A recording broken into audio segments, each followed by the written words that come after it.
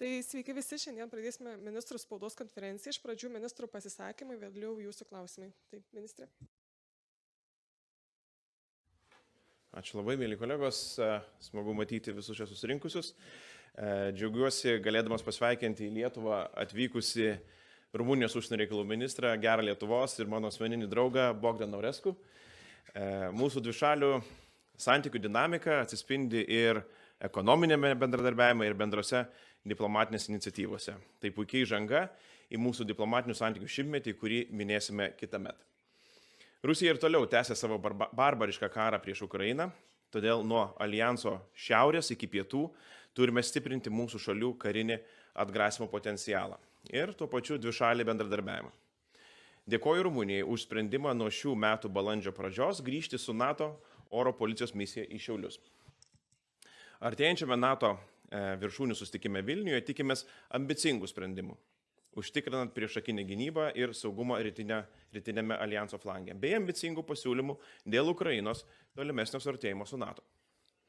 Vienodai suprantame Ukrainos pergalės reikšmę ir Ukrainai, ir mūsų šalims, ir taisyklėmis grįstai pasaulio tvarkai. Taip pat puikiai suprantame, kad karinės pagalbos suteikimas Ukrainai dabar yra gyvybiškai svarbus. Panašiai vertiname ir galimos taikos sąlygas. Ukrainos teritorinio integralumo atstatymas, Rusijos vadovo atsakomybė tribunole už visus nusikaltimus vykdomus Ukrainoje bei pilnos apimties reparacijos. Kartu su Rumunija su nerimu stebime mus pasiekiančius signalus apie Rusijos siekius destabilizuoti situaciją Moldovoje. Labai vertiname Rumunijos lyderystę ir pagalbą šiai šaliai.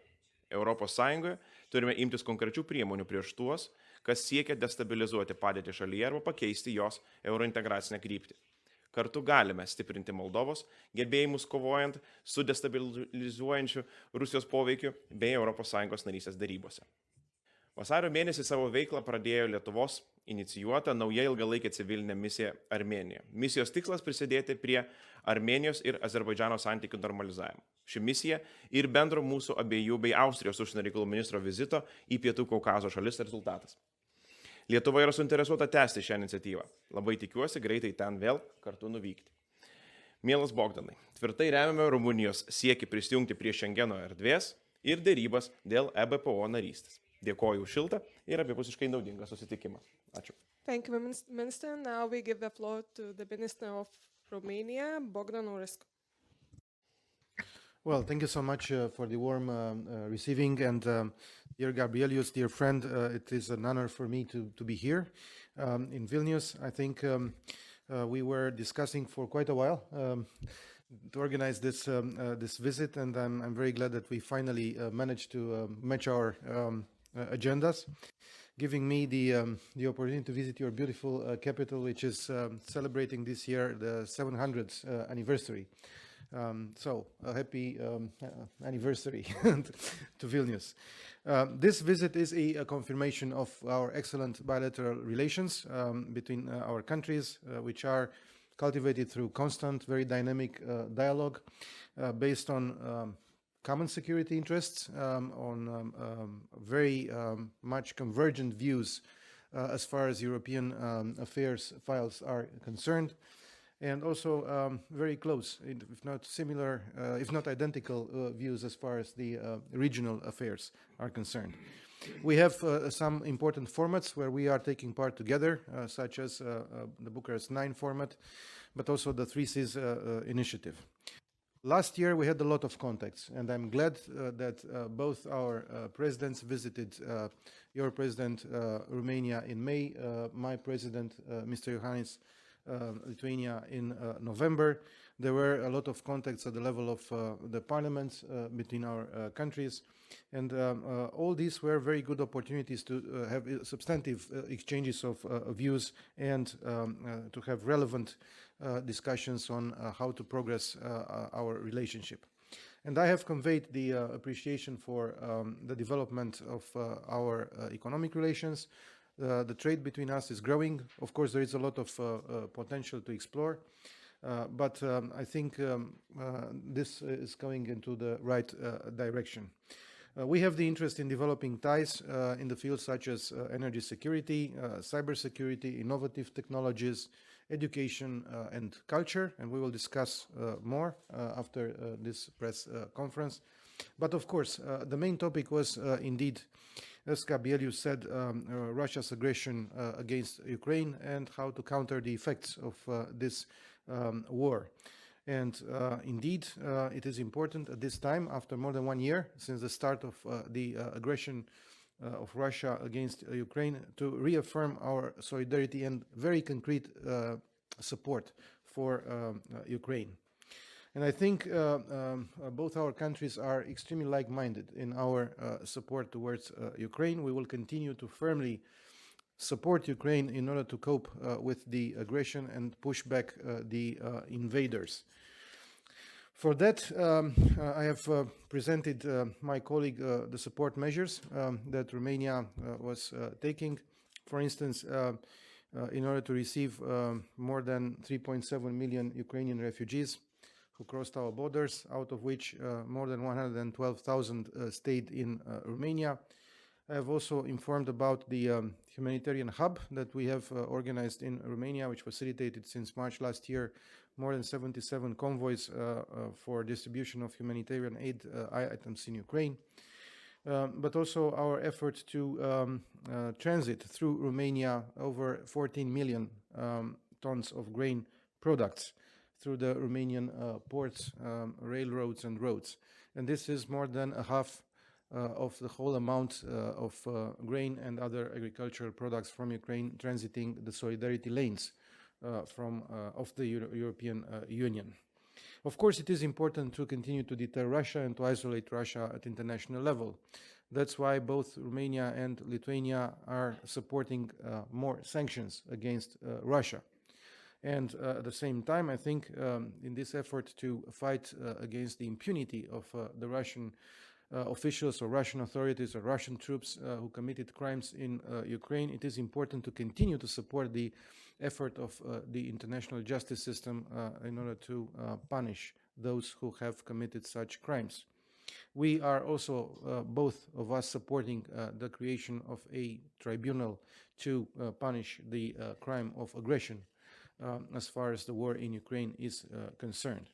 We have also discussed about, and we will continue to discuss about, the regional security situation and the impact of that on the Republic of Moldova, which is very impacted by the war of Russia against Ukraine. In this context, it is very important that EU civilian CSDP mission be created, focusing on the security sector in the Republic of Moldova. It is also important to continue with robust assistance for the Republic of Moldova under the European Peace Facility umbrella. It is important to continue to support not only Ukraine's EU path, but also the Republic of Moldova's European course. And I have highlighted the importance of creating a separate sanctions regime to counter destabilizing actions in the Republic of Moldova, as I proposed in the Foreign Affairs Council meeting on the 20th of February. And I'm glad that you, Gabrielius, supported immediately this idea. I think it's important to create it. Now, glad that Romania will resume its participation for air policing in April this year. From Lithuania, but covering all 3 Baltic states. This is a concrete expression of our solidarity with our Baltic allies. And I think the Vilnius summit, which will take place here in July, will be a success. I'm confident that this will be a success because we cannot afford any other option. And we have discussed today, and we will continue to discuss how to take important decisions in order to capitalize on the important decisions which were already taken last year during the Madrid summit. Another subject that we have discussed is Romania's accession to the Schengen area. I have expressed my deep appreciation for Lithuania's and Minister Landsbergis' support, including through concrete demarches directed towards our Austrian partners. It is important to have progress on this file. Of course, we will also discuss the 3 Seas Initiative Summit, which Romania will be hosting this year in September. there are a lot of important proposals that we have. I think the most important focus of this summit will be on strengthening interconnectivity between the north and the south of the Three Seas Initiative region. So this is in a nutshell what we have discussed, and we will continue to discuss today. Again, thank you so much, dear Gabrielius, for the very substantial and for the very timely meeting that we are having today. Thank you, Ministers, for the statements. Now we'll be open for the questions. Alerta. Žygintas Zabromaitis, Lithuanian national broadcaster. A question for both ministers.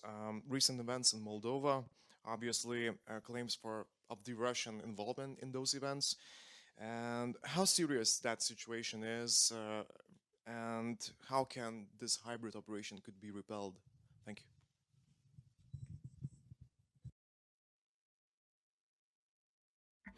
So I think it is extremely important that the Moldovan authorities are handling this situation in a very competent and calm manner.